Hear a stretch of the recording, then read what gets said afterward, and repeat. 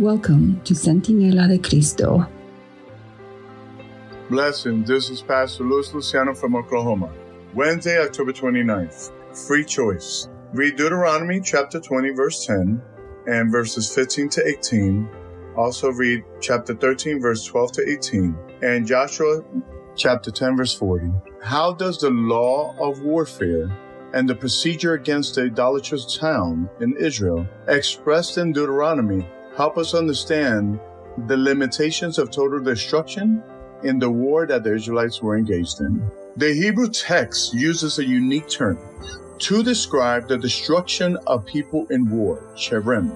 This term refers to what is banned, damned, or dedicated to annihilation. Most of the time, it designates complete and irrevocable placement of people, animals, or inanimate objects in God's exclusive domain, which in warfare involved, in most cases, their destruction. The concept and practice of cherem as a total eradication of a people in war needs to be understood in the light of Yahweh's conflict with the cosmic forces of evil, where his character and reputation are at stake. Again, since the emergence of sin in the world, there's no neutrality. One is either on God's side or against him. One side leads to life, eternal life, and the other to death, eternal death. The practice of total destruction describes God's righteous judgment against sin and evil. God uniquely delegated the execution of part of his judgment to his chosen nation, ancient Israel.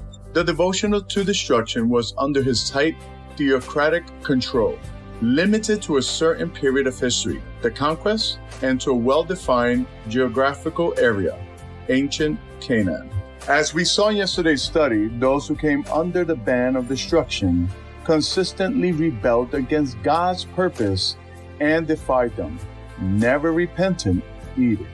Therefore, God's decision to destroy them was neither arbitrary nor nationalistic. Moreover, Israel would expect the same treatment if they decided to adopt the same lifestyle as the Canaanites. Compare with Deuteronomy chapter 13. Even if it seems as though the groups situated on either side of the divine war are predefined, the Israelites are to inherit the land and the Canaanites are to be destroyed. There is to be the possibility to move from one side to the other, as we will see in the cases of Rahab, Achan, and the Gibeonites. People were not arbitrarily given protection or placed under a ban.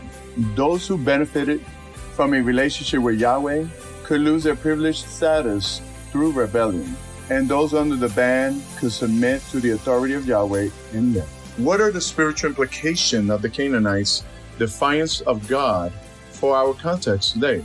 That is, what are the consequences of our free choices for us personally?